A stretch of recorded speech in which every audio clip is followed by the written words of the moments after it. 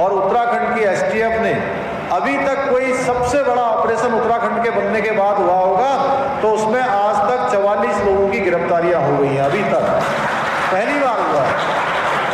और इतना ही नहीं, इसके साथ साथ हमने यह भी तय किया कि जो हमारे बेटे हैं बेटियां हैं उनको जो परीक्षाएं होने वाली थी उन परीक्षाओं में इंतजार न करना पड़े।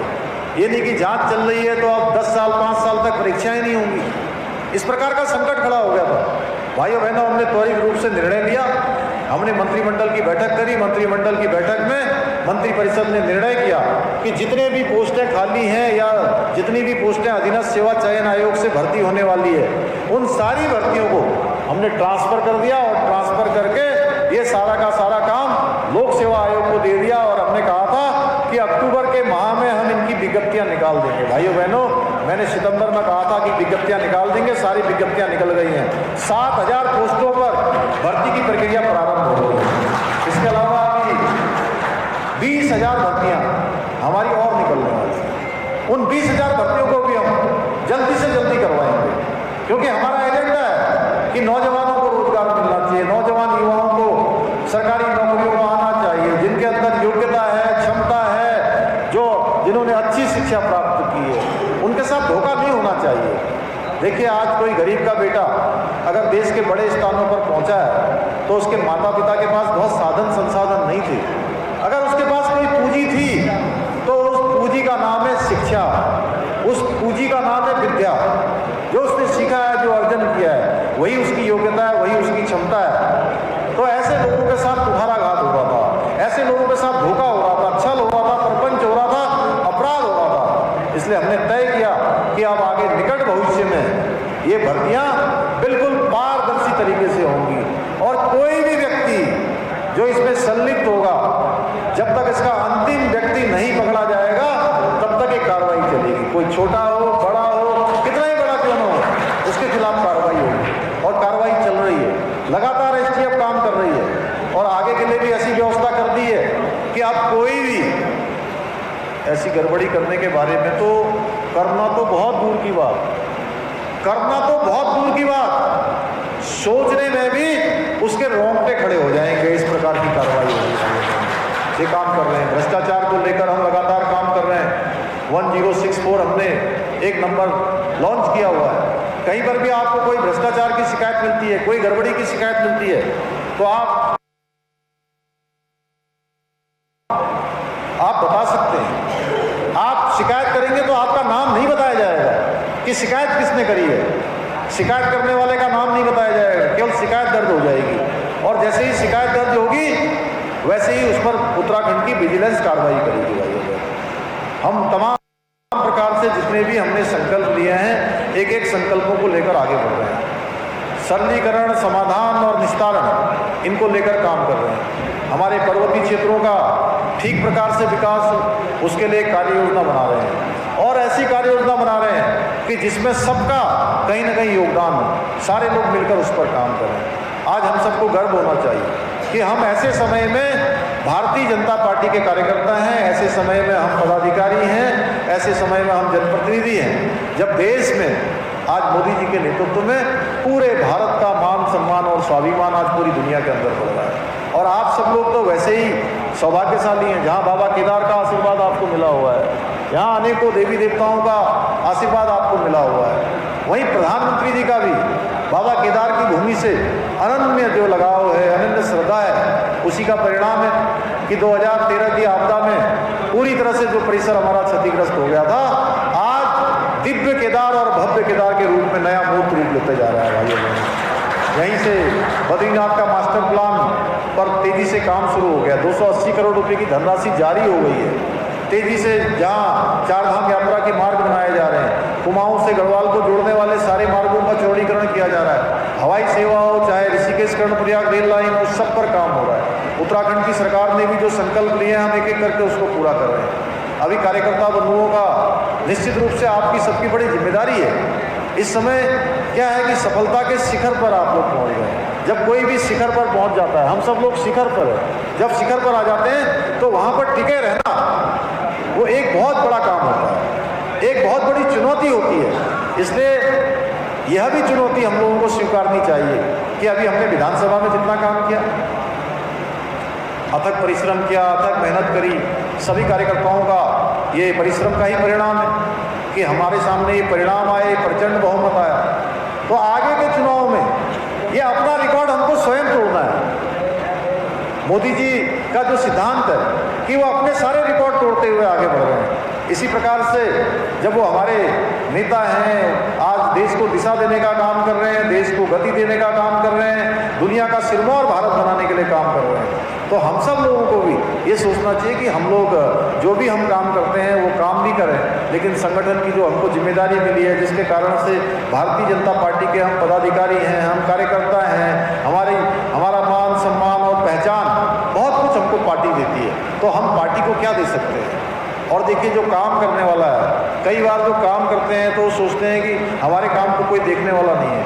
जो काम करता है उसको कुछ बोलने की आवश्यकता नहीं पड़ती है, उसका काम बोलता है, और काम बोलता है तो अपने आप चीज़ें आगे बढ़ जाती हैं। और आप तय मानिए कि अपना नियम जरूर बना लीजिए। मैं कार्यकर्ता वर्गों से हमेशा कहता हूँ कि जैसे जल है ना, पानी है, बहता रहता है तो सबके काम आता है, कहीं सींचने के काम आता है, कहीं पीने के काम आता है, कहीं बिजली के काम आता है, कहीं अन्य कामों में आता है।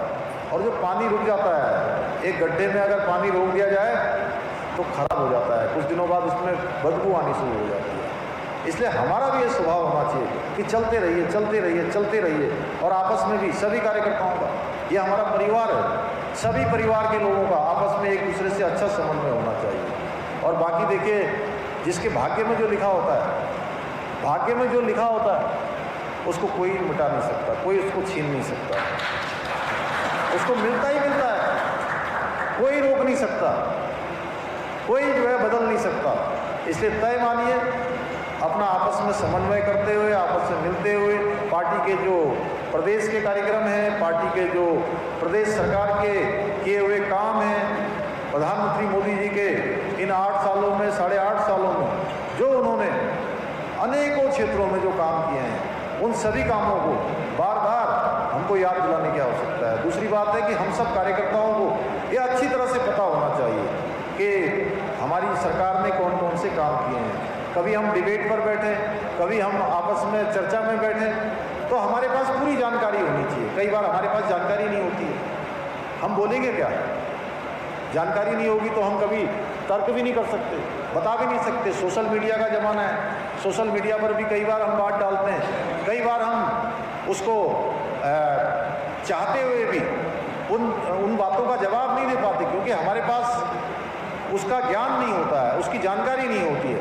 इसलिए हम लोगों को यह भी स्वभाव बनाना चाहिए कि हम लोग थोड़ा पढ़ाई लिखाई करें, थोड़ा जानकारियों का आदान प्रदान करें, और कोई भी कार्यक्रम आता है तो उस कार्यक्रम को अपने आसपास जो भी हमारा क्षेत्र है उस क्षेत्र तक पहुंचाने का काम करें। तो मैं समझता हूं कि निश्चित रूप से पार्टी सभी के कार्यों का मूल्यांकन करती है, और एक न एक दिन जरूर सबके साथ, कोई भी जो मंच पर बैठे हैं उनसे भी कहना चाहूँगा कि देर होती है लेकिन कई बार अंधेर नहीं होती है, देर होती है अंधेर नहीं होती है, जरूर मौका मिलता है। आप सब कार्यकर्ताओं को निश्चित रूप से भविष्य में सभी को इन्हीं कार्यकर्ताओं में से सबको मौका मिलना है, इन्हीं कार्यकर्ताओं में से आगे आना है।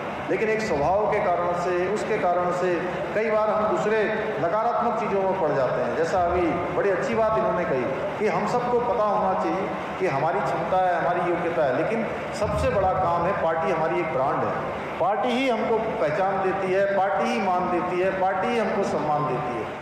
भगवान भोलेनाथ अपने भक्तों को ही अवसर देते हैं, और उन्होंने अपने भक्त को चुना, माननीय नरेंद्र मोदी जी को चुना कि वो केदार बाबा के पुनर्निर्माण के काम को पूरा करें। तो भाइयों बहनों, पिछले साल 5 नवंबर 2021 को प्रधानमंत्री मोदी जी बाबा केदार की भूमि पर आए थे, और उन्होंने वहां पर 400 करोड़ से भी अधिक योजनाओं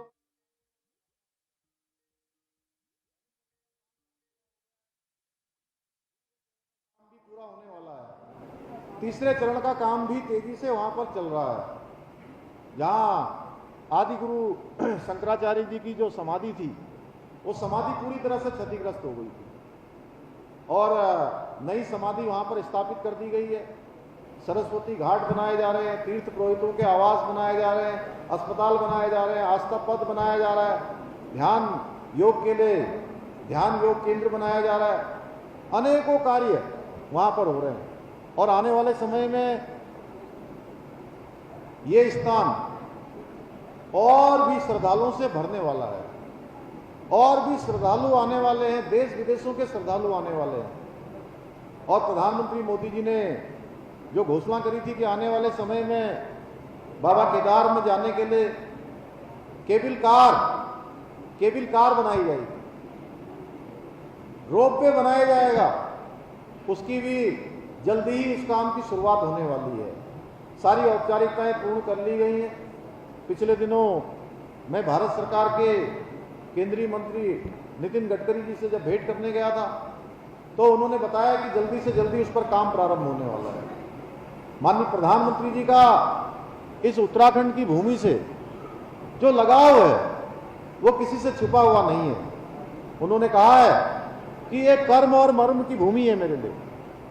उनका एक रिश्ता है यहाँ से, और यहाँ की योजनाओं के बारे में जब भी हम कोई काम लेकर जाते हैं, जब भी कोई बड़ी योजना लेकर जाते हैं, तो प्रधानमंत्री जी बहुत उसमें रुचि लेते हैं और अधिकांश योजनाओं को अपनी स्वीकृति प्रदान करते हैं। इसी का परिणाम है कि उनकी रुचि का कि उन्होंने बाबा केदार की भूमि से कहा था कि 21वीं सदी का तीसरा दशक यह उत्तराखंड का दशक होगा। कुश्ती जी, आप तो उस कार्यक्रम में थे, आपको आवाज आ रही मेरी? मैं कह रहा हूं, मोदी जी जब वहां आए थे 5 नवंबर को, तो उन्होंने बाबा केदार की भूमि से कहा था कि 21वीं सदी का तीसरा दशक उत्तराखंड का दशक होगा। उन्होंने कहा मेरे शब्द लिख कर रख लीजिए कि 21वीं सदी का तीसरा दशक उत्तराखंड का दशक होगा। भाइयों बहनों, जैसे कि अभी यहाँ पर